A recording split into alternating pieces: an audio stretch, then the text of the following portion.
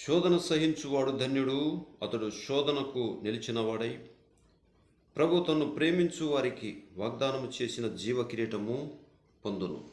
ఈ శోధన అనేటువంటిది నిన్ను పడగొట్టడానికి రాదు, నిన్ను సరిచేసి సరైనటువంటి స్థానంలో నిలబెట్టడానికి. శోధన ఎందుకు వస్తుంది అని అంటే నిన్ను సరిచేయడానికి.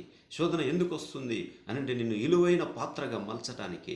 శోధన ఎందుకు వస్తుంది అని అంటే నువ్వు ప్రభువు మీద ఆనుకోవడానికి, ఆయనతో సహవాసం చేయడానికి, ఆయనతో నీవు కలిసి ప్రయాణించడానికి శోధన నిన్ను ఒక సాధనంగా అది వచ్చి నిన్ను బలపరిచి సరిచేసి నిన్ను వాడుకుంటుంది.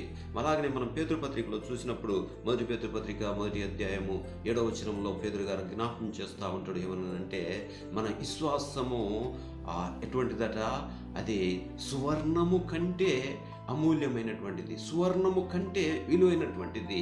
సువర్ణము అనగా బంగారము ఈ లోకంలో దొరికేటువంటిది. సువర్ణము ఈ లోకంలో మనకు దొరుకుతుంది, అది కొంత వెల చెల్లిస్తే దొరుకుతుంది. కానీ దానికంటే విలువైనటువంటిది నీ విశ్వాసము, నా విశ్వాసము.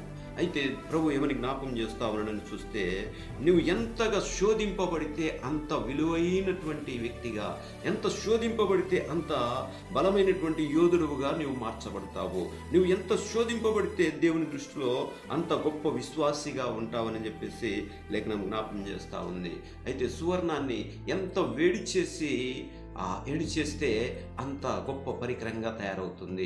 అలాగే నిన్ను ఎంత శోధన గుండా నిన్ను తీసుకొని వెళ్తే నువ్వు అంతగా గొప్ప విలువైనటువంటి వ్యక్తిగా, విలువైనటువంటి యోధుడుగా, ప్రభు చేతిలో వాడబడేటువంటి గొప్ప సాధనంగా, ప్రభు చేతిలో వాడబడేటువంటి గొప్ప పాత్రగా, పనిముట్టుగా, అలాగనే ఆ యొక్క సైనికుడి చేతిలో ఉన్నటువంటి గొప్ప ఆయుధంగా నువ్వు ఉంటావనేసి ప్రభు కృప నిన్ను బలపరచునుగాక.